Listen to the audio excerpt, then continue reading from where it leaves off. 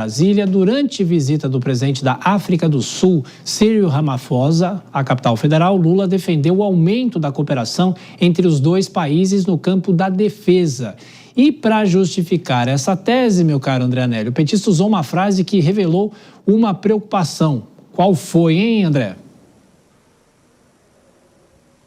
Pois é, Tiago, o presidente Lula disse que se não houver investimentos em área militar, daqui a pouco vão invadir a gente. Essas foram as palavras usadas pelo presidente Lula durante, como você disse, essa visita que aconteceu mais cedo aqui no Palácio do Planalto, oficial do presidente da África do Sul, Cyril Ramaphosa. Nessa mesma ocasião, o presidente Lula defendeu também que deve haver diálogo, diplomacia para acabar de vez com o conflito no Oriente Médio, porque esse conflito gera consequências no preço de alimentos, no preço de insumos, devido à alta do petróleo, que é utilizado para o transporte de cargas e de mercadorias. Fora essa preocupação socioeconômica, aí sim o presidente Lula revelou uma preocupação no sentido militar, dizendo que se não houver investimentos em defesa, a soberania do país pode estar em risco, e defendeu inclusive, juntamente com o presidente da África do Sul, Cyril Ramaphosa, que haja uma cooperação entre os dois países no sentido de defesa militar. Aqui, presidente Ramaphosa, uma coisa importante. Aqui na América do Sul, nós nos colocamos como uma região de paz.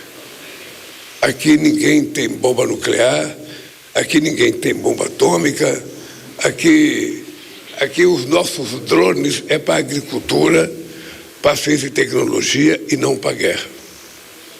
Então, nós pensamos em defesa como dissuasão. Mas eu não sei se o companheiro Ramaphosa percebe que se a gente não se preparar na questão de defesa, qualquer dia alguém invade a gente. Então essa é uma coisa que o Brasil tem necessidade similar à necessidade da África do Sul. Além dessa questão envolvendo cooperação militar, o presidente Lula também tratou com o presidente da África do Sul questões relacionadas a uma possível cooperação na exploração de terras raras e minerais críticos, esses que são temas também em alta junto ao mercado internacional, junto aos governos, devido à necessidade desses insumos para a fabricação de componentes para a indústria. Tiago. Ô André, e um outro ponto, né? Essa questão da invasão estrangeira ganhou um elemento a mais de preocupação nessa segunda-feira, porque a possibilidade dos Estados Unidos considerarem o PCC e o Comando Vermelho como organizações terroristas, a diplomacia brasileira já entrou em ação, inclusive para tentar evitar que isso ocorra.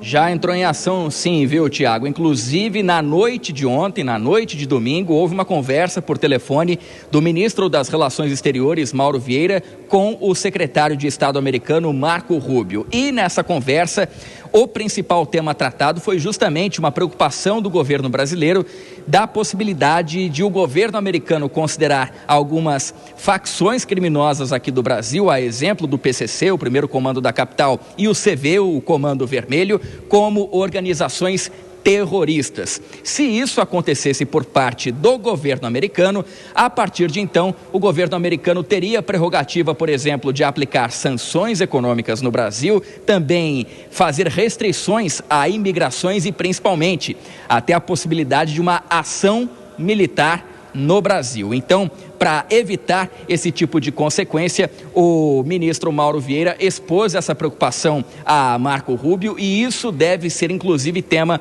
de uma próxima reunião do presidente Lula com Donald Trump, reunião essa prevista para abril. Ela estava prevista para março, mas foi adiada por conta de incompatibilidade de agendas para abril, oportunidade em que outros temas como minerais críticos, terras raras e também o tarifaço imposto pelo presidente americano Donald Trump também devem ser debatidos, mas agora, nesse momento, o tema principal se volta em relação a essa possibilidade de reconhecimento de facções criminosas do Brasil como organizações terroristas.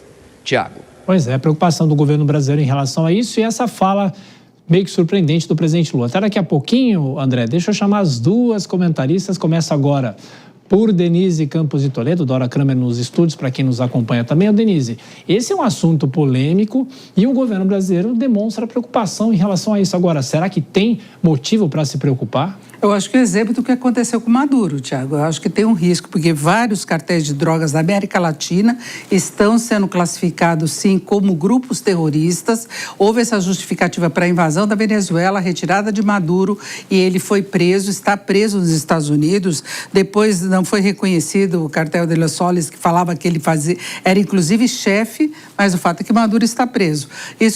Toda essa situação pode criar um relacionamento aí mais difícil entre Brasil e Estados Unidos, se de repente o Brasil começar a ser um alvo por conta do PCC e do Comando Vermelho. São grupos, facções ligadas ao narcotráfico, e isso pode sim trazer problemas para o Brasil, restrições econômicas, uma série de outras restrições, e pelo que foi discutido por Trump com outros países durante o final de semana, justificaria inclusive uma invasão para prisões no próprio país.